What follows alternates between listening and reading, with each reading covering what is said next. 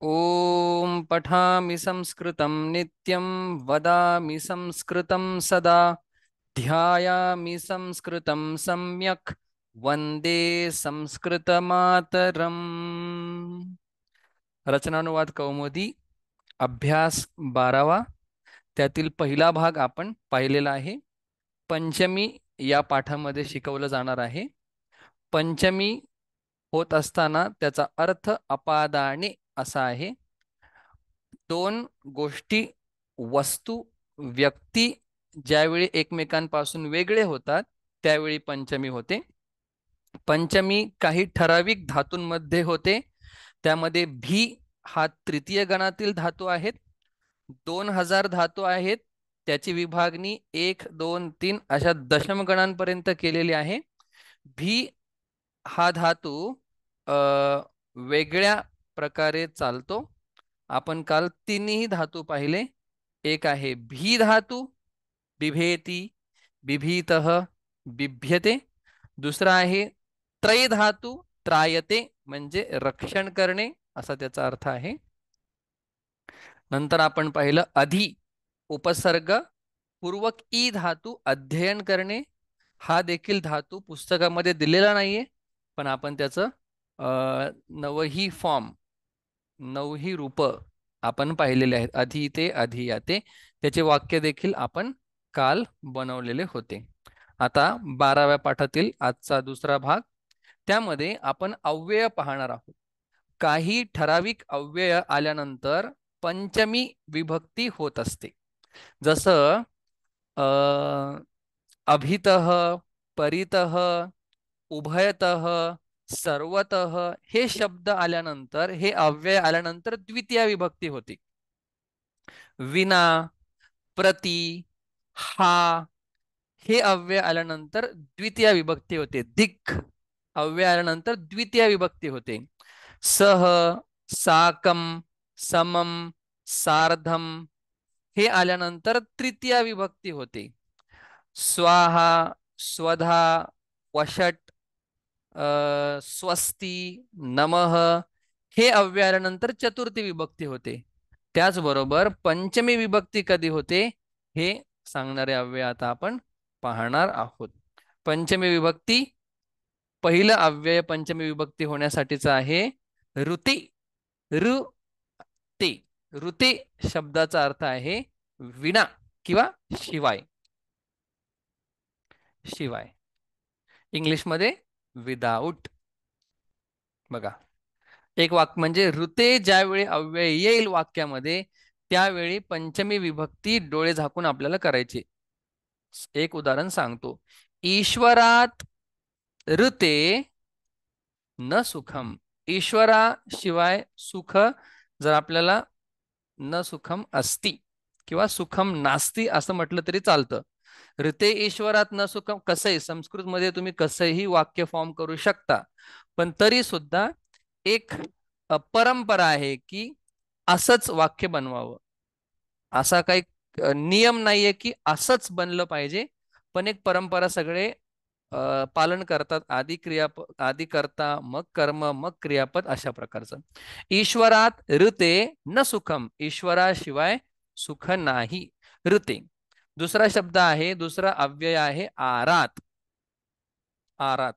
आता हा असा शब्द आहे की या शब्दाचा अर्थ दूर सुद्धा होऊ शकतो किंवा जवळ असाही होऊ शकतो. म्हणजे एकच शब्द आहे, पण त्याचा वापर आपण बोलणाऱ्याचं तात्पर्य काय, बोलणाऱ्याला काय म्हणायचं आहे त्यानुसार ठरणार आहे. दोन्हीही अर्थ होऊ शकतात. वक्तुः इच्छा, इच्छा तात्पर्यम, बोलणाऱ्याचं काय मनोगत आहे त्याच्यावरून त्याचा अर्थ ठरला जाणार आहे. बघा, ग्रामात, ग्रामात आरात, गावाच्या जवळ किंवा दूर काही असू शकतं. ग्रामात आरात मंदिरम, मंदिरम भवति. गावापासून जवळ मंदिर आहे अशा प्रकारचा आरात शब्दाचा अर्थ आहे. एक एक छोटे छोटे वाक्य आपण बनवतोय जेणेकरून आपल्याला अनेक वाक्य बनवता यावे. दूर सुद्धा अर्थ घेऊ शकता, जवळ सुद्धा अर्थ घेऊ शकता आरात. पुढे आहे प्रभृती. प्रभृती. प्रभृती थोडस मोठं करतो. प्रभृती.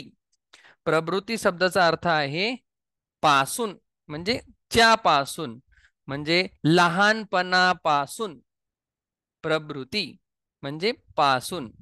पासून म्हणजे एखाद्या ठराविक कालापासून. उदाहरण बघा. अ आपण वेगळं उदाहरण बनवूया. पंचमी कक्षा. पंचमी कक्षा. पंचमी कक्षायाः प्रभृतीः म्हणजे पाचवी पासून, पाचवी वर्गापासून. उक्त समय से लेकर, तेव्हापासून, पाचवी पासून. पंचमी कक्षायाः, रमायाः पंचमी विभक्ती म्हणून कक्षायाः पंचमी विभक्ती झालेली आहे. प्रभृती अहम अहम खेलामी म्हणजे पाचवी पासून मी खेळत आहे. पंचमी कक्षायाः प्रभृती अहम खेलामी. ठीक आहे. पासून, च्या पासून. त्याच अर्थाचा दुसरा एक अव्यय आहे बघा. आतापर्यंत आपण काय पाहिलं? ऋते, नंतर आरात, नंतर प्रभृती. पुढचा अव्यय अशाच अर्थाचा आहे आरभ्य, म्हणजे आरंभापासून, सुरुवातीपासून असं. पासूनच अर्थ याचा सुद्धा. पासून आरंभ करके. अ उदाहरण सांगताना आपण म्हणूया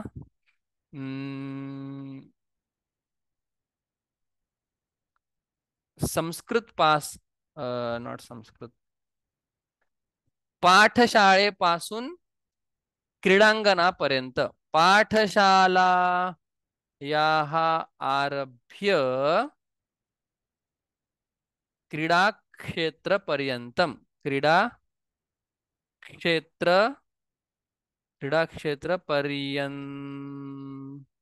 पर्यंतम धावामी म्हणजे मी शाळेपासून ते क्रीडा क्षेत्रापर्यंत धावतो. म्हणजे पाठशालायाः पंचमी विभक्ती. आरभ्य म्हणजे पासून, सुरुवातीपासून अशा प्रकारचा अर्थ आहे. पुढे आहे बहिही. बहिही हा सुद्धा एक अव्यय आहे. हा चालत नाही. बहिही. बही शब्दाचा अर्थ आहे बाहेर. बाहेर. ठीक आहे. तर आपण पाहिलं आहे ऋते, विना किंवा शिवाय. आरात, नियर, फार, दूर किंवा जवळ. प्रभृती, पासून, म्हणजे स्टार्टिंग फ्रॉम. इंग्लिशमध्ये जर आपण म्हणायचं म्हटलं स्टार्टिंग फ्रॉम, इंग्लिशमध्ये कसं म्हणणार? स्टार्टिंग फ्रॉम फिफ्थ, किंवा अजून सोपं सिन्स, पासून. Since fifth grade I am playing. प्रभृती. आरभ्य त्याचाही अर्थ सिन्स, पासून असा आहे. पुढे आपण पाहत आहोत बहिही. बहिही शब्दाचा अर्थ बाहेर. ज्यावेळी आपण बहिही अव्यय वापरणार आहे त्यावेळी पंचमी विभक्तीचा वापर करायचा आहे. बहिही.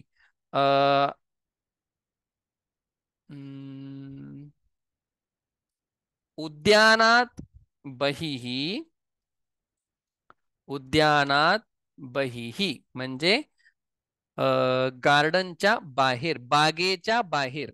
उद्यानात बहिही आपणाः अनेक दुकानं आहेत म्हणून संती. एक एक उदाहरण ठीक आहे. आपल्याला 5-5 उदाहरणं जरी बनवता आली पाहिजे प्रत्येकाची. मूळ मुद्दा आहे पंचमी आपल्याला वापरायची आहे. उद्यानात बहिही आपणाः संती. बागेच्या बाहेर दुकानं आहेत. बहिही अशा प्रकारे. आता पुढे अजून एक 4-5 अव्यय आहेत. प्राक. प्राक. प्राक शब्दाचे 2 अर्थ आहेत. पहिला अर्थ आहे पूर्व दिशेला. पूर्व दिशेपासून असा अर्थ आहे. पूर्व दिशेला आपण म्हणूया. पूर्व दिशेला. पूर्व की ओर असं त्यांनी दिलेलं आहे. प्राक. दुसरा अर्थ आहे पूर्वचा आदी, म्हणजे गावाला जायच्या आधी, बोलायच्या आधी. प्राक शब्दाचा अर्थ आहे पूर्व, आदी. आणि एक प्राक शब्दाचा अर्थ आहे पूर्व दिशेला. आता एक एक उदाहरण आपण बघूया. बघा,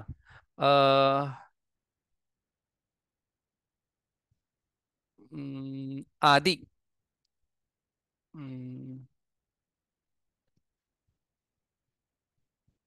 वाक्य,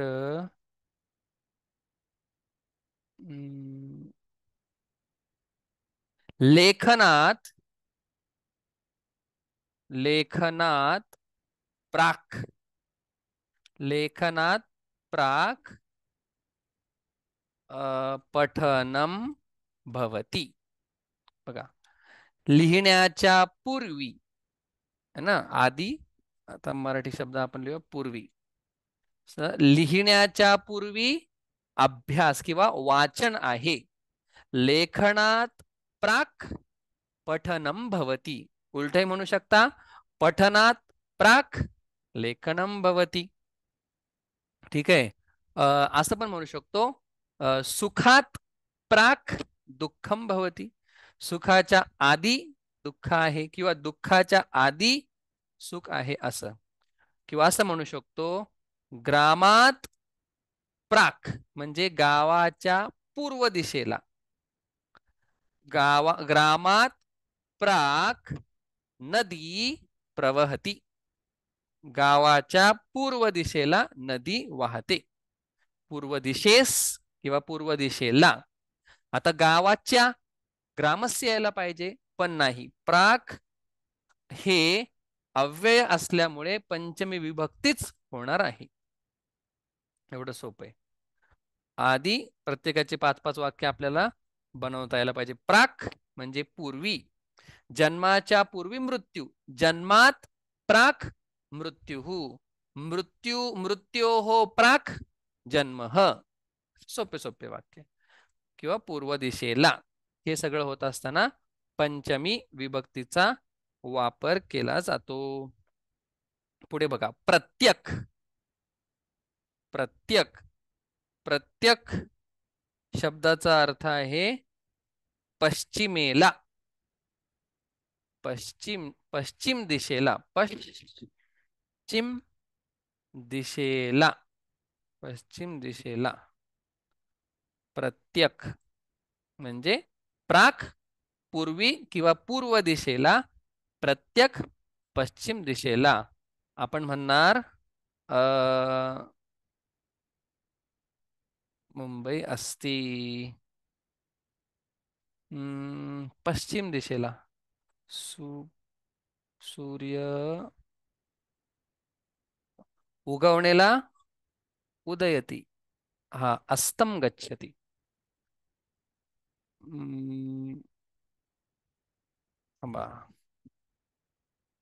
सोपच वाक्य बनूया. विद्यालयात, विद्यालयात प्रत्यक म्हणजे विद्यालयाच्या पश्चिम दिशेला वृक्षाः सन्ति. वृक्षाः वर्धन्ते, वाढतात. वर्धन्ते आत्मनेपदी आहे. सेवते, सेवेते, सेवन्ते. विद्यालयात प्रत्यक म्हणजे विद्यालयाच्या पूर्व दिशेला, पश्चिम दिशेला झाडे वाढतात. प्रत्यक. पुढे आहे उदक. उदक, उदकम म्हणजे पाणी. हे उदक अव्यय आहे. ते उदकम नपुंसकलिंग शब्द आहे. उदक शब्दाचा अर्थ आहे उत्तर दिशेला. उत्तर दिशेला. महाराष्ट्रात, महाराष्ट्रात उदक. महाराष्ट्रात उदक हिमालय अस्ति. वाक्य आहे. किंवा काश्मीरः अस्ति.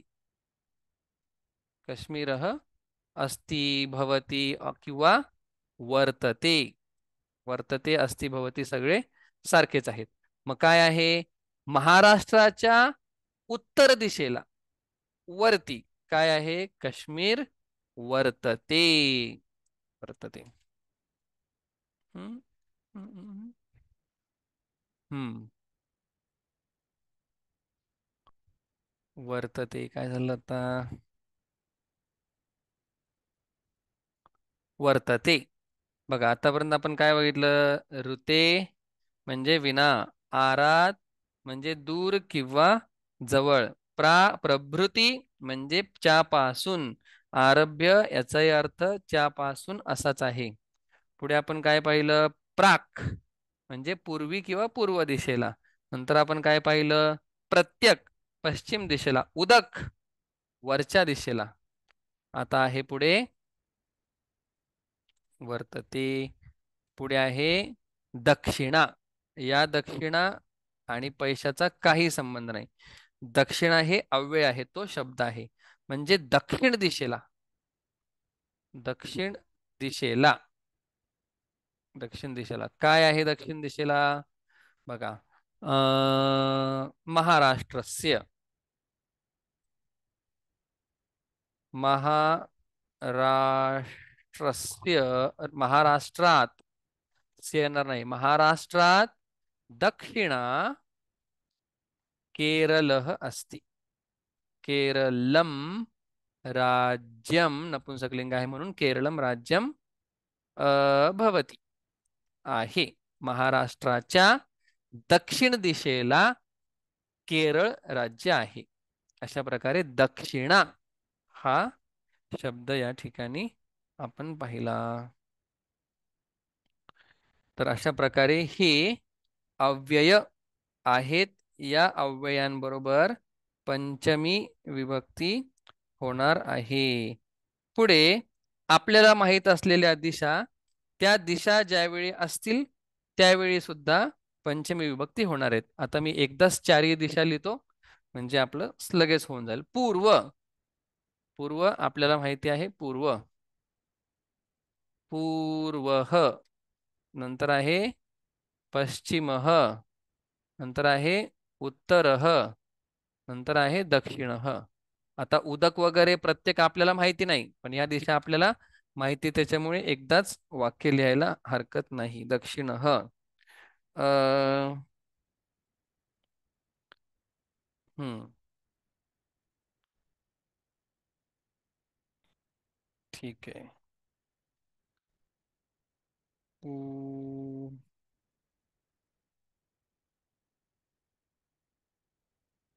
हम्म.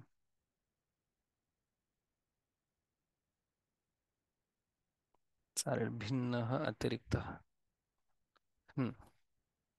ह्या दिशा आहेत ज्या आपल्याला माहिती आहे. यांच्याबरोबर सुद्धा पंचमी विभक्तीच होणार आहे. ग्रामात पूर्व, गावाच्या पूर्वेला. ग्रामात पश्चिम, ग्रामात दक्षिण, ग्रामात उत्तर. तर आपण सांगू शकतो, समजा आपण एखादं मधलं राज्य घेतलं, हैदराबाद, हैदराबाद नाही, तेलंगणा घेतलं, तर त्याच्या पूर्वेला काय आहे, पश्चिमेला काय आहे, हे सगळं आपण सांगू शकतो. किंवा मध्य प्रदेश घेतलं, त्याच्या पूर्व, पश्चिम, उत्तर, दक्षिणेला कोण आहे हे सांगू शकतो. किंवा आपण स्वतःच्या पूर्वेला, पश्चिमेला काय आहे हे पण सांगू शकतो. त्याचे वाक्य काय बनवत नाहीत, पंचमी विभक्ती येणार, एवढंच आपल्याला लक्षात ठेवायचंय. ठीक आहे, कारण की हा पूर्ण जो अभ्यास आहे, हा अभ्यासच पंचमी विभक्तीचा आहे. तर बाकीच्या अव्यय आपल्याला माहिती होते, माहित नव्हते, पण हा पूर्व, पश्चिम, उत्तर, दक्षिण हे आपल्याला माहिती आहे. मग ग्रामात पूर्व मंदिरम अस्ति, ग्रामात पश्चिम नदी प्रवहती, ग्रामात उत्तर क्षेत्राणि सन्ति, ग्रामात दक्षिण पर्वताः सन्ति. पंचमी विभक्ती लावून वाक्य बनवायचे आहेत. पुढे एक शेवटचा प्रकार हा भिन्न. आता हे काय आहे? विशेषण आहे. थोडं लक्ष द्यायचं आपल्याला अजून. विशेषण भिन्न हे वापरताना सुद्धा पंचमी विभक्ती होते. रामात, बघा लक्ष द्या, रामात भिन्न कृष्ण. रामापेक्षा वेगळा, भिन्न शब्दाचा अर्थ काय? वेगळा. आता हे काय विशेषण आहे, त्याच्यामुळे सगळीकडेच भिन्न ह नाही होणार. कृष्णावरती याच्या विशेषावरती विशेषण निर्भर आहे, डिपेंड आहे. कृष्ण ह पुल्लिंग असल्यामुळे भिन्न ह झालं. मग बघा, रामात भिन्न ह वेगळा, अतिरिक्त अशा प्रकारचा अर्थ आहे. आता स्त्रीलिंग कसं होईल? बघा, रामात भिन्ना सीता. रामापेक्षा सीता वेगळी आहे. जेव्हा पेक्षा येतं, पेक्षा, त्यावेळी सुद्धा पंचमी विभक्ती होते. या ठिकाणी मी लिहितो पेक्षा. रामापेक्षा सीता वेगळी आहे. रामापेक्षा कृष्ण वेगळा आहे.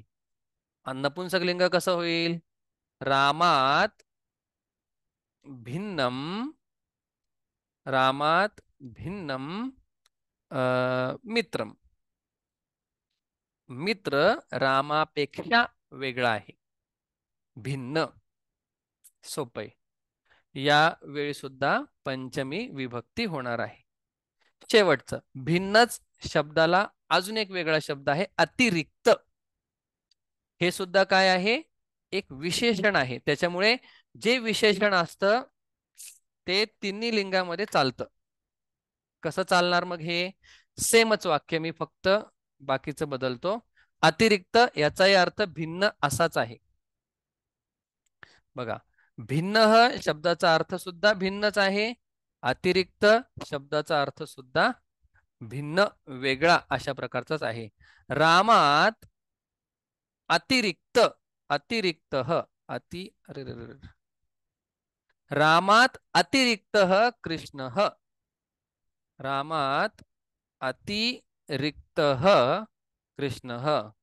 रामात अतिरिक्ता. अतिरिक्त का झालं? कारण की विशेष स्त्रीलिंग आहे, म्हणून अतिरिक्त म्हणून चालणार नाही, अतिरिक्ता म्हणावं लागेल. रामात अतिरिक्तम. अतिरिक्तम एक सोपा नियम लक्षात घ्या. विशेषाचं जे लिंग, जे वचन, जी विभक्ती असते, तीच विशेषणाची विभक्ती, वचन, लिंग होते. यदलिंगम यद्वचनम, लिंग वचन यद, लिंग वचन विभक्ती, तीच विशेषणाची ही विभक्ती असते. म्हणून भिन्न, अतिरिक्त दोघांचा अर्थ एकच आहे. संस्कृत समृद्ध लँग्वेज भाषा असल्यामुळे भिन्न वापरू शकता, अतिरिक्त वापरू शकता. पण कृष्ण असेल, कुठलाही पुल्लिंग शब्द असेल तर अतिरिक्त आपण म्हणणार आहोत. स्त्रीलिंग शब्द असेल अतिरिक्ता असं आपण म्हणणार आहोत. नपुंसकलिंग असेल अतिरिक्तम असं म्हणणार आहोत. हेच तुम्ही निगेटिव्ह पण बनवू शकता. रामात अतिरिक्तम न सुखम, रामाशिवाय, रामापेक्षा वेगळं सुख नाहीये असं. रामात अतिरिक्ता न सीता, रामापेक्षा सीता वेगळी नाहीये. रामापेक्षा कृष्ण वेगळा नाहीये. पॉझिटिव्ह, निगेटिव्ह वाक्य तुम्ही बनवू शकता. बघा, आज आपण काय पाहिलेलं आहे? अव्यय ज्याच्याबरोबर पंचमी विभक्ती होते. दिशा आपल्याला माहित होत्या, त्याच्यामध्ये पंचमी विभक्ती होते. आणि भिन्न आणि अतिरिक्त हे दोन आपण विशेषण पाहिले आणि त्याचे वाक्यही आपण बनवलेले आहेत. ठीक आहे.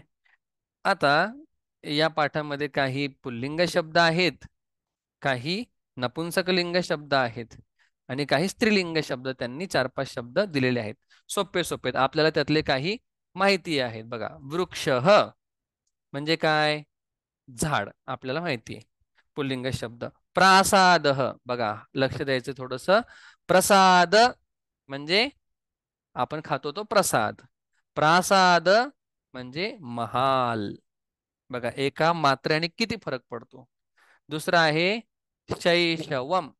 शैशवम म्हणजे लहानपण, लहान काल, लहानपणीचा काळ, लहानपण.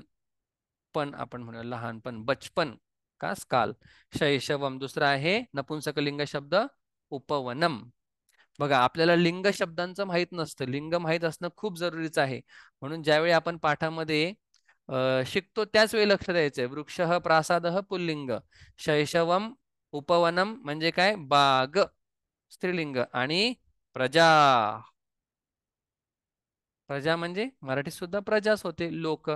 आणि वेला, वेला म्हणजे समय. समजा जर तुम्हाला समय वापरायचा असेल तर तुम्ही काय बोलणार? कह समय. मग कोणतरी म्हणेल सार्ध सप्तवादनम. आणि तुम्हाला जर वेला शब्द वापरायचा असेल, तुम्ही म्हणणार का वेला सार्ध सप्तवादनम. अशा प्रकारे हे तीन म्हणजे सहा शब्द त्यांनी दिलेले आहेत. पुल्लिंग दोन, नपुंसकलिंग दोन आणि स्त्रीलिंग दोन. अशा प्रकारे हा पाठ जवळजवळ संपलेला आहे. शेवटची एक संधी राहिलेली आहे, ती संधी आपण थोडक्यात पाहूया. बघा, संधी, गुणसंधी. संधीचं नाव आहे, सोपी आहे संधी. अ किंवा आ यांच्या पुढे इ, उ, र, लृ, रस्व किंवा दीर्घ आल्यानंतर ए, बघा पुन्हा एकदा सांगतो, किंवा आ यांच्या पुढे इ, उ, र, लृ, रस्व किंवा दीर्घ आल्यानंतर दोघांचे मिळून आणि ई यांचा मिळून ए होतो. आणि उ यांचा मिळून ओ होतो. अ आणि ऋ यांचा मिळून अर होतो. आणि लृ यांचा मिळून अल होतो. सोप्या भाषेत मी आपल्याला लिहून दाखवतो. बघा, काय काय सूत्र आहे, काय नियम आहे? अ किंवा आ यांच्या पुढे ई किंवा ई आल्यानंतर काय होतं? दोघांचा मिळून ए होतो. अ किंवा आ यांच्या पुढे उ उ आल्यानंतर, असं सोपं करून सांगितल्यानंतर लवकर कळतं. बघा, किंवा आ यांच्या पुढे उ किंवा उ किंवा उ आल्यानंतर दोघांचा मिळून ओ होतो. अ किंवा आ यांच्या पुढे ऋ किंवा ऋ आल्यानंतर दोघांचा मिळून अर असं होतो, आदेश होतो. अ किंवा आ यांच्या पुढे लृ आल्यानंतर दोघांचा मिळून अल अशा प्रकारे आदेश होतो. पुन्हा एकदा रूल बघा, याचं नाव आहे गुणसंधी, अत्यंत महत्वाची. अ किंवा आ यांच्या पुढे ई ई आल्यानंतर दोघांचा मिळून ए होतो. उ उ आल्यानंतर दोघांचा मिळून ओ होतो. किंवा आ ह्यांच्या पुढे ऋ ऋ आल्यानंतर दोघांचा मिळून अर होतो.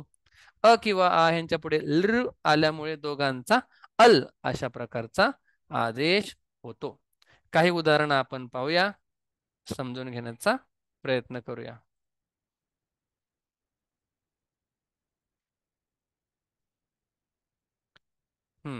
बघा, हीच संधी मी आता आपल्याला समजून सांगितलेली आहे. बघा, गणेश प्लस एक एक उदाहरण पाहूया. गणेश प्लस इच्छती अ, गणेश मध्ये अ आहे, इच्छती मधला ई, दोघांचा मिळून ए झाला, गणेशेच्छती. बघा, गोपाल प्लस ईश्वर गोपालेश्वर. अशा प्रकारे आणि आचं उदाहरण आपण पाहिलेलं आहे. च्या पुढे उ आल्यानंतर ओ होतो. च्या पुढे उ आल्यानंतर सुद्धा ओ होतो. बघा, उदाहरण, तव प्लस उत. तव मध्ये आहे, उत मधला उ, दोघांचा मिळून काय होणार आहे? ओ. सो तवोतः. कुत्र मध्ये आहे, उर्मी मधला उ, दोघांचा मिळून ओ होणार आहे, म्हणून झाला कुत्रोर्मी. अशा प्रकारे आ ऊच हे उदाहरण आपण पाहिलेलं आहे. ऋच उदाहरण पहा. किंवा आ यांच्या पुढे ऋ ऋ ऋ आल्यानंतर काय होतं? अर होतं. च्या पुढे ऋ आल्यानंतर सुद्धा काय होतं? अरच होतं. उदाहरण पहा, सोपं आहे, सगळं लक्षात ठेवायचं. फक्त हा नियम थोडा, रूच अर करताना थोडासा त्रास होतो. र कुठे जातो, र त्याच्याबद्दल आपण आधीही पाहिलेलं आहे, आताही थोडक्यात पाहूया. बघा, देव मध्ये अ आहे आणि ऋ मध्ये देव मधला अ आणि ऋ ऋषी मधला ऋ दोघांचं मिळून काय होणार आहे अर. आणि दोघांचा मिळून अर झाल्यामुळे हा ऋ नसणार आहे, कारण की अ आणि ऋ दोघांचा मिळून अर झालेला आहे. मग हा अर मधला र जातो वरती. या ठिकाणी बघा, राजा प्लस ऋषी या ठिकाणी पुन्हा अर झालेला आहे. त्या अर मधला र गेलेला आहे वरती. काय सोपा नियम आहे? ज्या रच्या पुढे जर, बघा सोपा नियम आहे या ठिकाणी, रच्या पुढे रच्या पुढे जर स्वर असेल तर बघा तो मिळून जातो. र अधिक आ रा, र अधिक री, छोटी री पाहिजे, री, र अधिक उ रू. पण रच्या पुढे जर व्यंजन आलं तर तो र वर जातो. त्याच्यामुळे अर झाल्यानंतर पुढे काय आहे हे बघणं अत्यंत महत्वाचं आहे. जर व्यंजन असेल तर तो पुढच्या व्यंजनाच्या डोक्यावर जातो. हा नियम आपण पाहिला. र अधिक ब, र, र आणि ब आपण उच्चार करू शकत नाही, काहीतरी मागे पाहिजे. र च्या पुढे म असेल तर म च्या डोक्यावरती र जाणार आहे. बघा, इथे र च्या पुढे व्यंजन होतं. आता व्यंजनाच्या पुढे र आल्यानंतर काय होईल? व्यंजनाच्या पुढे जर र आला तर तो र खाली जातो, विल गो डाऊन. आधी वर गेला कारण की पुढे व्यंजन होतं. आता व्यंजनाच्या पुढे र आहे म्हणून र खाली जाणार. प आणि र, तर व्यंजनाच्या पुढे र आहे म्हणून तो आला खाली प्र, आणि हा आ त्याच्यामध्ये मिळाला झाला प्रा. अशा प्रकारे हा गुणसंधीचा नियम आहे. ही उदाहरणं आपल्याला सोडवायची आहे. पाहिजे तर आपण फोटो काढून घेऊ शकता. मी थोडक्यात सांगतो पटापट. बघा, गज ईश्वर गजेश्वर, भजन प्लस उदय भजनोदय, सूर्य प्लस उपरी सूर्योपरी, राम प्लस ऋषी रामर्षि, लता प्लस ऋतवः लतर लतर्तवः लतर्तवः, राधा प्लस उत्सवः राधोत्सवः, सप्त प्लस ऋग्वेदः सप्तर्गवेदः. आता उलट जायचंय आपल्याला. गंगा प्लस उदकम गंगोदकम, सा प्लस इति सेती, क का प्लस उप कोप, महा प्लस उत्सव महोत्सव, ब्रह्म प्लस ऋषि ब्रह्मर्षि, भव प्लस उदयति भवोदयति, काया प्लस इच्छति कायेच्छति. अशा प्रकारे आपण पाहू शकता ही उदाहरणं. आता उत्तर मी सांगितलेली आहेत, पण सोडवताना आपल्याला अजून कळेल की कशा प्रकारे ह्याचा ही संधी चालते. अशा प्रकारे 12वा पाठ संपलेला आहे. 12व्या पाठामध्ये जे वाक्य आहेत ते आपण सोडवायचा प्रयत्न करायचा आहे. पुढच्या पाठामध्ये आपण वाक्यांचा आढावा घेणार आहोत. पाहिजे तर आता मी वाक्य पटापट वाचतो, पण थोडीशी घाई होईल, 4 मिनिटं राहिलेले आहेत. ठीक आहे, आपण आधी वाक्य सोडवा, मग आपण त्यांचा विचार करूया.